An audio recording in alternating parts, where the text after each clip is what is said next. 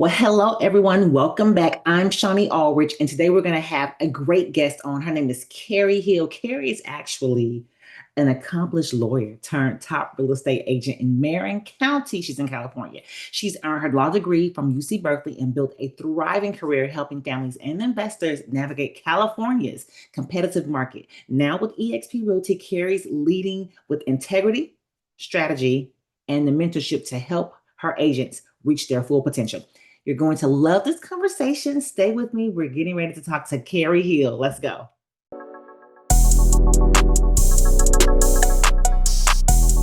All right, Carrie, welcome. Thank you so much for being here. Hey, thank you for having me on, Shonnie. I'm super happy to be here. Yes. Well, Carrie Hill, wow, Marin County Realtor in California, a UC Berkeley law graduate, former attorney. Carrie brings strategic thinking, negotiation expertise, and ethical leadership to her real estate career. She's a certified luxury home marketing person, relocation, negotiations, home marketing, and as well, Carrie is a mentor and helps other agents to grow their businesses through education, ethics, and powerful business strategies. Carrie, so glad that you're here, girl. That's so nice. Oh, wow. Okay. That was really, really nice. It's amazing. You're like, wow, I did accomplish all these things. Sounds so good when you say it. Thank you. That's really nice. Yes. Thank you. So listen, everyone has a story on how they got into the business, and it's always so interesting. But let's talk about your story. How did you get here to real estate? Yeah, it's kind of it's a long story, but I'm going to make it as short as possible. So I was raised in Sacramento, California. I've actually been in California my entire life. Okay. Um, and I was raised by a single mom. Didn't really have a lot of direction from family members, no doctors, no lawyers, no realtors. Most people, only my mom had gone to college. So always knew I was going to go to college. I did go to UC Davis, where I went on a Cal Grant A for money, which was great. Yay, Cal Grant A. I know that's So paid for my college. And it was then I went to work as a stockbroker because I needed to make some money. I thought that would be really, I'd make a ton of money doing that. And I made a little money doing that, which was okay. great. Uh, and then got married and eventually went to law school. Okay. And I went to Wow. law school at Loyola Law School in LA for my first year. And then I found out about this amazing program to transfer law schools. Mhm. So I had done really well. I graduated from Loyola second in my class of 350. And Carrie. so I got into UC Berkeley. I actually got into several law schools at that point. UCLA and Chicago were also ones I was looking at. But I'm from Northern California, so it just made sense to be back here. Yeah. And had my first baby in law school, carried her across the stage when I graduated. And I've been here ever since in the Bay Area. So I never left Berkeley again, moved to San Francisco and, over to Marin County now. But unfortunately, I had a couple more kids. That wasn't the unfortunate part. That was great. The unfortunate part is I ended up getting a divorce in like 2003, and my ex-husband pretty much left the area. And so I was really a full-time single mom of three Ooh. children, which all moms know that's a lot. It's not Yeah. only taking care of them. I mean, he got them for like a couple months during the summer, which also wasn't ideal for a mom because, I was the workhorse parent, right? Did everything Mhm. during the school year, all the doctor's appointment, all the activities, and then they'd be gone during the summer for a couple months, which was horrible. That wasn't fun. But anyway, because of that situation, and by then I was a lawyer and I was working as a lawyer. I just didn't want to be away from them for so long. At the time, I was taking a Yeah. ferry to San Francisco, and that took, a bit of time. And then I worked long hours and I came back. And so I was gone like 12 hours a day. And I thought, what else could I do? And I Right. decided to go into, of all things, professional stock trading. So I'd already had that background, as a stockbroker. So I decided to go into stock trading. And I ended up doing that for 15 years. So, and that allowed me the ability, because the stock market, I was up at like 5 a.m. here. And, the market opened up at 6. The kids weren't awake yet. Actually, it opened 6:30. Kids weren't awake yet. And so they would get themselves ready, make, their own breakfasts, and which was great, and lunches, because they make lunches they'd actually eat. So, and they really learned to take care of them that way. But I then was able to pick them up after school and take them to all the activities, because my day ended around 1 or 2, because I had things I had to do. So Right. anyway, then they got older, and, they're like, okay, off to college. And I'm like, okay, I don't really want to stock trade anymore. It's Okay. stressful, and frankly, can be really boring too. And I decided I wanted to flip houses. So now we're moving to my Ah, real estate, my thing. So I was like, oh, I'll yeah. flip houses. And then, because I do really like renovating houses and making them beautiful, love that. And then I was like, okay, unfortunately, I'm a person who really hates to make appointments. I don't even make hair appointments. I don't like to make appointments. And I was like, oh, and I'll have to make appointments with realtors to see the inside of these houses. I don't want to do that. I know, but I just become one. So that was literally what I thought. And also, then I found out, that was like fate, that I found out that if you're a California lawyer, you don't have to take all those classes. You just take the test. Oh, okay. Yeah. So I'm like, okay, I have no excuse now. So I did take the test. Thankfully, passed it on the first time. Yeah, there was a whole lot of stuff on That's there that was impressive. not in law school. So I was like, uh-oh. I was definitely nervous, but passed it, thank goodness. And then I found out, oh, I have to hang this license somewhere. Yep. Yep. I mean, it's like I'm like working one step at a time with a whole lot of lack of knowledge. Yeah. Yeah, so I researched that, and I went and interviewed at Sotheby's and Compass. I talked to people at Vanguard here. It's very hard to get the real information out, because it's not very transparent. How much am I going to get paid? How much is it going to cost me to do this business? Yeah. All of that. So I'm literally getting that information from them while I'm sitting in front of them. And they're like, oh, yeah, you'll have a 70-30 split. And I'm like, okay, yeah, all right, that sounds pretty good. And I said, what kind of costs are there? And go, well, it's going to cost you $2,200 in E&O the first day you sign up. And what? Okay. And then, you're probably going to need some training. So we suggest you go and take this ninja training. That's about $2,000. Oh boy. Okay. And then for each deal that you do, we're going to take 6%. I'm like, wait, what? I thought we had a 70 It's just 30 split. mounting and Yeah, compound. so I'm like, first of all, What that's the not heck? 70-30 anymore, is it? That sounds more Where like, are we now with the split? yeah, She. 64-30. Okay, your split's going up and mine's going down. And so anyway, then it was the same story with Compass, essentially, and Vanguard. I was like, oh my goodness. So I got online and started to research. I found online brokerages. Mhm. EXP is just by far the cream of the crop, right? So I was like, this is the way to go. So I Yeah. definitely going EXP. I mean, they're the first, they're the best, the only profitable one. It was super easy to go EXP. And so, Right. and I mean, since then, I've heard such horrible stories about some of the other ones. I won't go into that, but just the little things that people don't think about when there's not money behind the engine. You have, lack of systems, Mhm. outdated stuff, bad things. Like one person told me that they got photography paid for them, but it was horrible photography. They'd have to go get I the mean, photography anyway. right. It's like one of those things. It's like, honestly, when you're coming into the business, you don't know what you don't know. And a lot of times in this business, you kind of learn through experiences. And sometimes it won't be the loveliest experiences, but you learn from it. I mean, I hate to say that, but sometimes you got to go through the little funky parts to realize, Yes. like, to really appreciate something that's different and better. And so, but luckily, you didn't have to do that. You just kind of did some research and saw that. Yeah, I got lucky on that. I'm really glad I didn't sign Yeah. up for the other ones and then find out more. Right.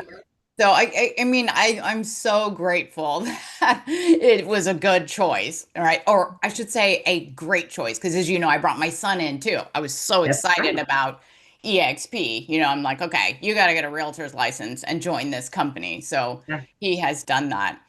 But anyway, I then had to find a group within EXP because I, You through did. research, learned sponsor. What's Yep. a sponsor? Right. Mhm. And went through that. And I ended up, I ended up going with Mike Sherrard because of the YouTube training. I thought Yes. that would be fun. I used to do plays in high school. Okay, it's been a Okay. while. Been a really long time, but I'm like, that sounds like something I could do. Yeah. And I did do that, and it built my whole career. And when I started to work with people, I realized I really liked that. And I never Wow. flipped houses. I have no plan to flip houses. I really like what I'm doing and what we're doing at EXP with the other modes of income Yeah. sources that we Uh-huh. have. So Yeah. that's my very long story, short as I love possible. it. I love it because everyone has a different entry. And it's so interesting that, because I came in after college. Well, I got licensed in college, but I came in and went full time when I graduated. And even though I didn't have any experience in like corporate America at this point, I was a college student. I still had skill sets that I developed in college that I could use in this career. It's really interesting because you're dealing with people. And so if you could be empathetic and if you could be able to listen to people, that's a great skill to have to be able to be a really great practitioner. So it's interesting for you. You had a lot of experience from really great industries that can kind of mesh well with the real estate industry. Being an attorney and being a stockbroker. That's incredible to be able to have that skill set and bring it right over to your real estate career. And being a mom, I think, is super helpful, right? It's Oh like you yeah. have to learn how to talk to children so they'll listen to you. Be So it's like, persuasive. yeah, right. I mean, it's like the communication aspect of it was Yeah. definitely helpful. But yeah, it's funny when you have these other experiences, you don't have any idea how they're going to help you in this business, right? Nope, you sure don't.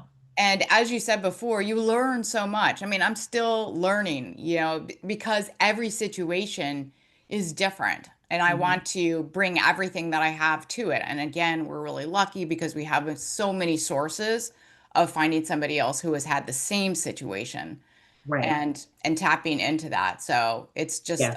a wealth of knowledge that we can also access beyond Absolutely. what we know. Yeah.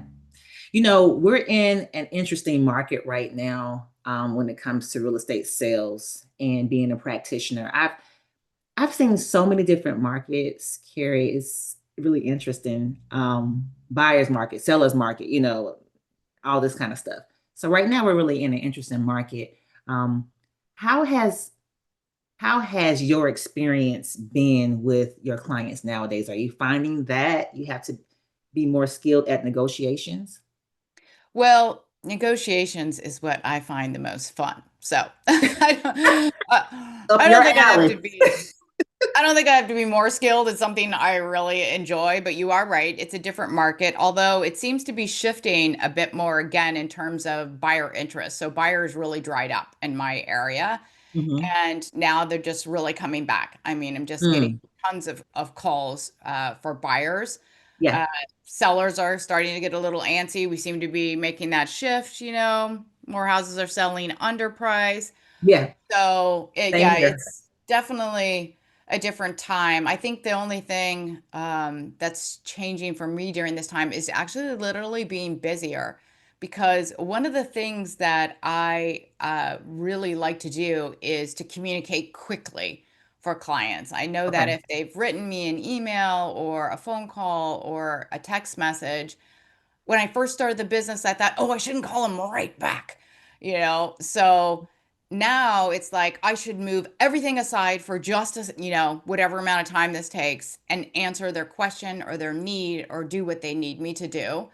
Because, if you write an email to somebody, you're literally waiting for the answer. And I want to provide that as quick as possible.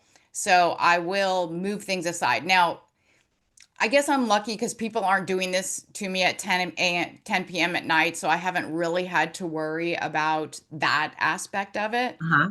I think I just wouldn't answer that. I do turn off my phone and everything at like 9 p.m., so that's how I would handle that. But and that's because I feel this big urge to help them. So if Uh-huh.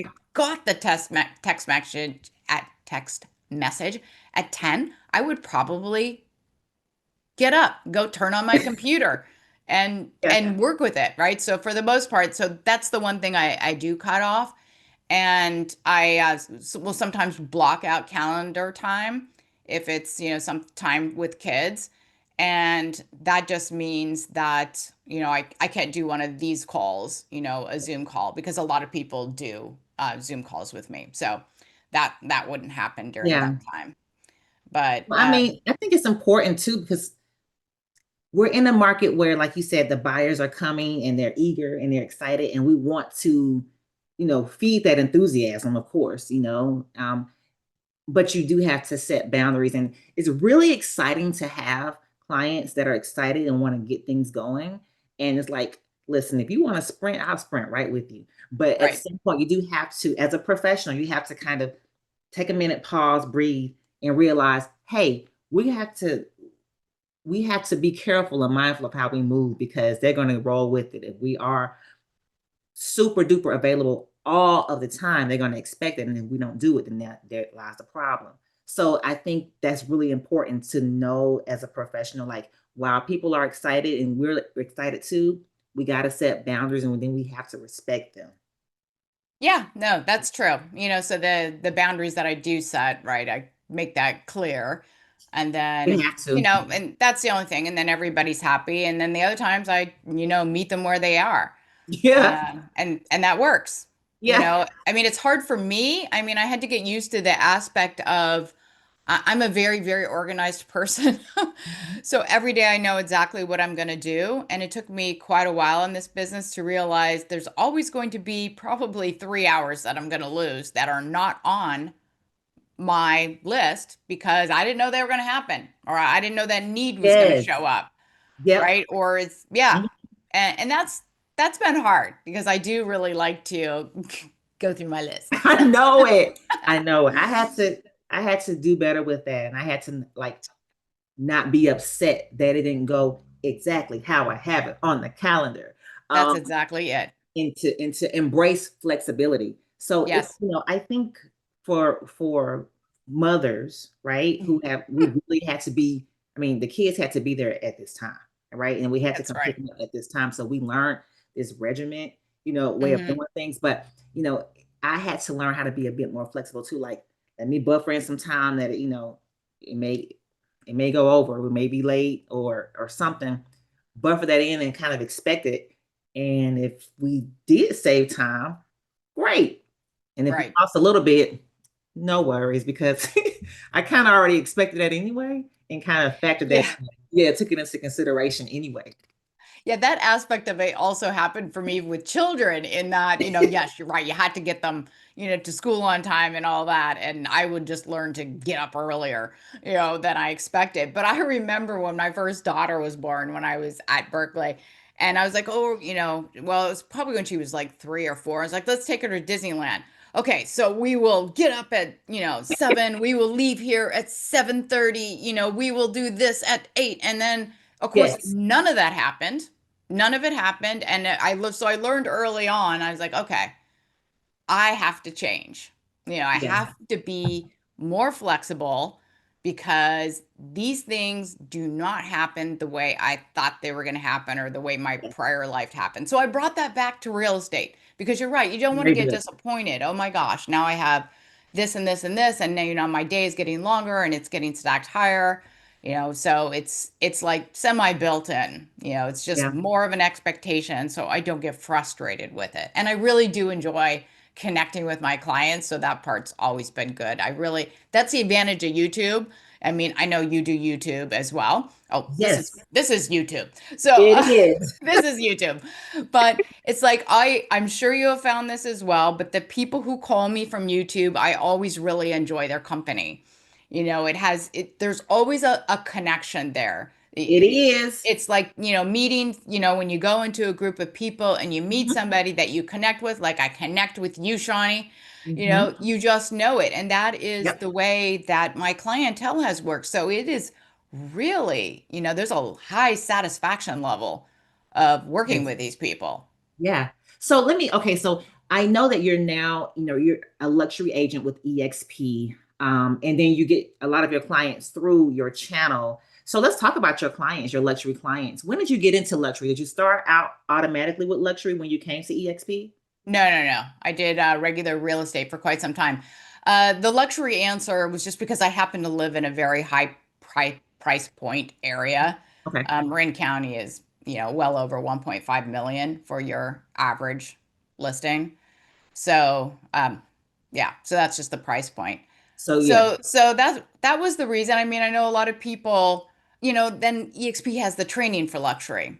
So Yep. so there was that. I know that so it's not to me anything different in terms of the clientele that I'm working with anyway. Okay. It's just the same thing for me. Yeah. Uh yeah. So no particular reason to It do just that made sense other for than your business model. I just happen to be in an area that has a very high price point. Right. I mean, Right. the only disappointing thing is that if I list a house that's a like 1.5 million, 2 million, it doesn't look anything like the other houses that are 2 million across America on EXP luxury. I mean, we have Right. shacks for $2 million. It doesn't look at all like them. And so that's hard. And so I can see houses where I'm like, oh, this is not appropriate for EXP luxury, so it's hard there. Okay, that's And, interesting. Yeah, yeah. yeah, Well, you're right. I have clients who are in California and wanting to sell their real estate here in Georgia. And so we talk about the pricing and things like that. And it's just really, that's a difficult conversation to have. It's it like is. they're thinking they're losing money here. And I'm like, listen, this is Georgia. I don't know. We What? cannot compare to California. I promise you, there's no comparison. It really isn't at all. No. And so, but having to get past that, is an interesting conversation, multiple conversations to have with anyone in California. So, but you're okay. Yes. So for you in California, with your business now, tell me has there been any particular challenges with serving your luxury clients? Like if you were to share that information with someone who's new in the business and they're in the luxury market and they're in the Bay Area, is there anything you would share with them, like maybe a tip or something they can share with a new agent? For new agents, it's well, Marin County is a little different than I think some of the other places. And, to my advantage, it's been great that I tend to be in an area where there aren't people on YouTube or social media. So you can Mhm. bring something extra as long as you Mm. know what you have.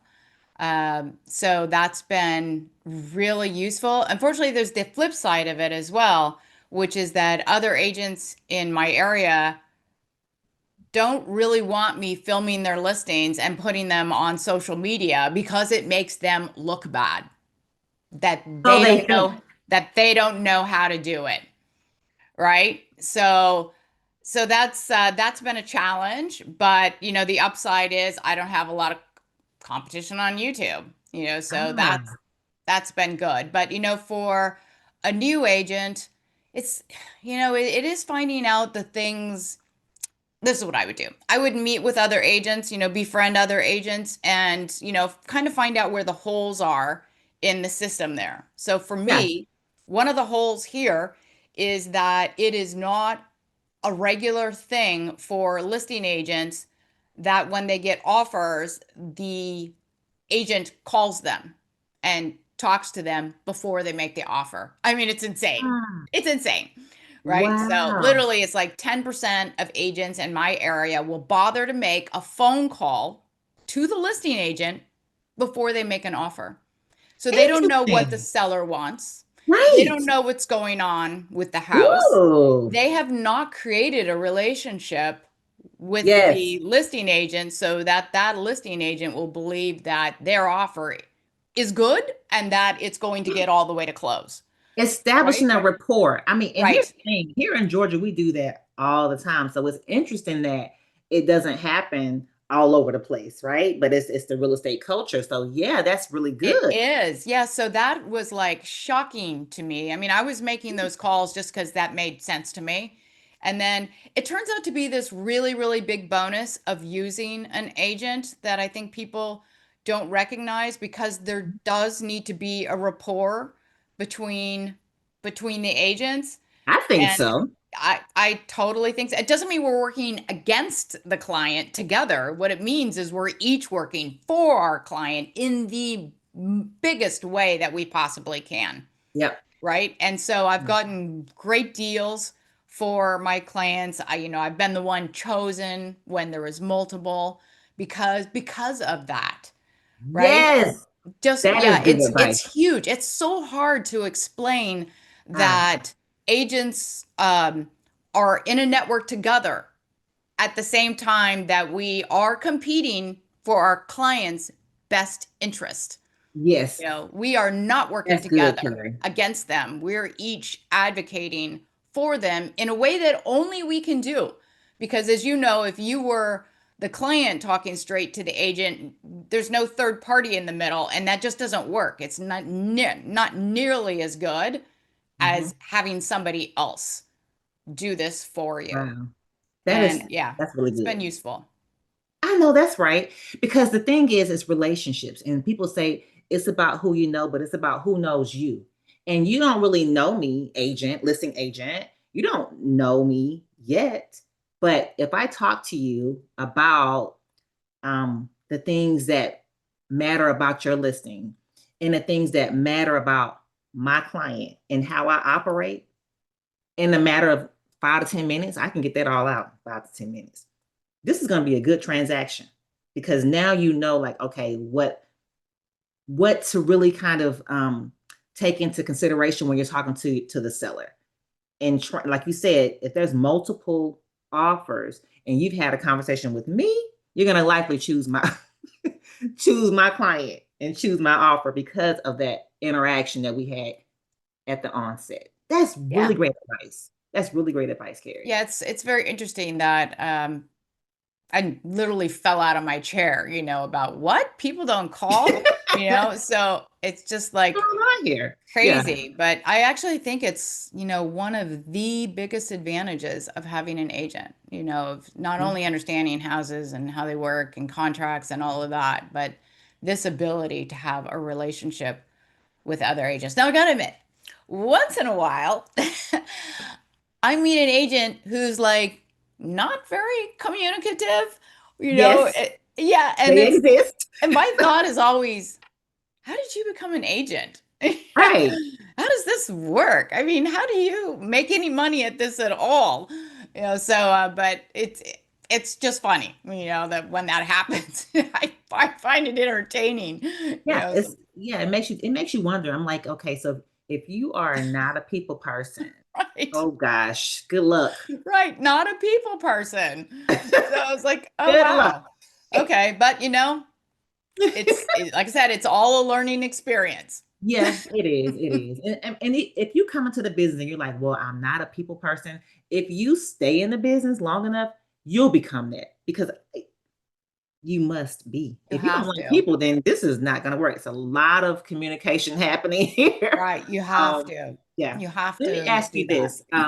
You said that you made a conscious decision to choose EXP, and that you're now, you have your YouTube channel and that's doing well and it's generating clients and leads. Um, can you tell the people that are watching, the agents who are considering getting into the business and considering choosing a particular real estate brokerage, tell them how EXP has helped you to grow your business, scale your business, your relationship with EXP and the Wolfpack? Well, I think the bottom line is EXP has everything. They can solve every issue. Hmm. The training is extreme. It's, as you know, even more in our joint upline of the wolf pack. Yep. But it's mostly about getting there. And EXP's got that down now too. We have Yeah. one direct call, expert care. You don't know where you're going? Great. Expert care will send you there. Expert care can help like every issue that you have, because it will send you to the group that knows it best. Yeah. Hmm. So I think some of the people in Anybody who's ever been unhappy with EXP, and thankfully there's not very many of those, is because they didn't get to the place they needed to be. Yeah. Right? Because if you don't know how, and of course, we didn't have expert care a couple of years ago, so that didn't exist. So that's been a plus. EXP is always changing and growing and serving our needs and doing things better, which is a great company to be with. I know of people that they're like, they have a question for the broker and it could take 24 to 48 hours to get an answer from the broker rather than minutes for us, and usually like 2 minutes, Hmm. right? Going on to EXP world, which I actually find great fun. I think it's Yeah. funny to go on to our metaverse and be little cartoons and talk to a real person. And I also found out my granddaughter really loves it too. Does she? I had to So, take care of I took care of her the other day, and I had to go into EXP world, and she was really immersed in these people walking around, these cartoons, yeah. and me talking to somebody. But so bottom line is, not only did EXP get me going, Mhm. I have watched them improve in every little detail to just be a totally great working machine. Like Yes. when I first joined, I did do onboarding with our group, the Wolfpack, because it was very good. Now EXP is outstanding. They do live onboarding, 2 hours, very Yeah. straightforward, Hmm. really good. And then, as you know, they give us more apps and they give us more things that help us do work with our clients. So it just can't be any better. So anybody Right. who's ever had an issue, it's EXP will actually improve issues. And I think they're just a really great running machine right now. They come up with improvements that I didn't even know were a problem. I'm Right? like, this is so good. I mean, because I've been with EXP for some time now, and I've seen, the constant growth of the company and adjustments too. So they are adjusting based on what's happening in the market, and they are actually listening to us. And so for me, that's really good too. I didn't really have an experience of being with any other brokerage than my own. My mom had a brokerage, and then that's where my license was when I got licensed. And then she gave me the company. And so I didn't really have that actual experience with the other places, but I have colleagues in the business that share. We just talk about stuff, whether it's good or bad. So I know because of those encounters and interactions, I know that EXP is something special. But the reality is, honestly, wherever you go, wherever you land, agents, okay, wherever you land, you're gonna have to tap in. Once you tap in, then you can have a better idea of, is this a good place for me or not? You can't just Yeah. be like, oh, I'm gonna know it all and know how great it is by someone telling you. You have to get in there and tap into the community. But we have that community. We have that here with the Wolfpack. I mean, it's really not that difficult to tap in because it's always there. So it's just Right. really just, making a decision like, I'm gonna do it today because it's not difficult to find our community. Um, That's true. yeah. And so for anyone who's watching, hey, listen, if you're thinking about, hey, I want to talk to Carrie, I want to talk to Shonnie about what it would look like for you to be here with us, join our group here at EXP. We are here to assist you. We're here to have a conversation with you. Carrie's in California and I'm here in Georgia, but we work together. We collaborate. It's like competition is not a thing. We collaborate. And so whether you are, on whichever coast you're on, we're here to assist you with your growth. And if you're not on track to close, deals this year or next, or, well, 2026, because we're in 2025 now, we're at the end. But if you're not on track to close $100,000 per year, then you should have a conversation with us because as a real estate practitioner, you can do that. But again, you got to tap into the right community. So go ahead and give us a call, reach out to us. Our information is right there in the bottom in the description. You can contact Carrie and talk to her face to face right away. You can contact me and talk to me face to face right away. And we'll work on getting you to where you need to be within a year. Okay. The growth is going to be massive for you, but you got to tap in. So, Carrie, is there anything you want to leave the listeners with before we wrap this up? Just that if you have the will, there's a way, and all you have to do is provide the action. You have ideas, don't get lost in the ideas and Just do it. Oh, just do it. Hmm. That was good, Carrie. I don't know where that came from. Probably Nike. Probably not. And the reality is, we do it no Yeah, matter what. Like, we do what's right, required, and it's not always like it's easy to do it. You know what I mean? But right. we just decided to just do it. Yeah, that's right. Just do it. Plain and simple. All right. Well, you all take care. We'll see you very soon. Go ahead and contact us if you have any questions. We're here for you, and you have a good rest of your day. See y'all. Thank you, Shonnie. You're Bye. welcome. Thank you, Carrie. Bye.